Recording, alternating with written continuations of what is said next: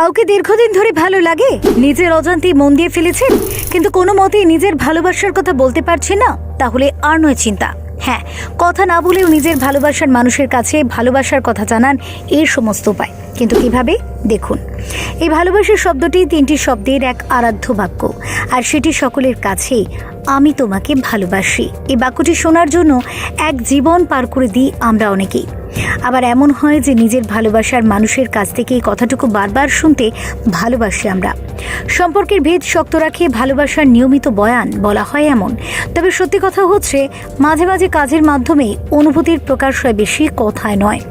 বিশেষ করে ভালোবাসি বলার অনেক কায়দা আছে, যেখানে মুখ ফুটে একটি কথাও বলার প্রয়োজন পড়ে না। নিজের আচরণ, বডি ল্যাঙ্গুয়েজ আর কাজের মাধ্যমে খুব জোরালোভাবে ভালোবাসার প্রকাশ সম্ভব, যা একজন ইন্ট্রোভার্ট বা মুখচোরা সঙ্গীর জন্য খুব ভালো সংবাদ। কারণ অনেক সময় তারা ঠিক সেভাবে ভালোবাসি বলতে পারেন না। সেক্ষেত্রে তার ভালোবাসার মানুষটি যদি তাকে বোঝেন, তবে তিনি ঠিকই তার নানা আচরণে শুনতে পাবেন ভালোবাসার বয়ান।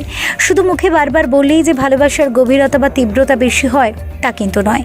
আপনার সঙ্গীকে আপনি বিভিন্নভাবে বোঝাতে পারেন আপনি তাকে কতটা ভালোবাসেন। আপনার সঙ্গীকে আপনার যখনই দরকার তখনই আপনার পাশে থাকেন, তা সে যে কোনো পরিস্থিতিতেই হোক। তিনি কি বিভিন্নভাবে ত্যাগ স্বীকার করেন আপনার জন্য? কম্প্রোমাইজ করেন? আপনাকে সব কিছুর ঊর্ধ্বে রাখেন তিনি?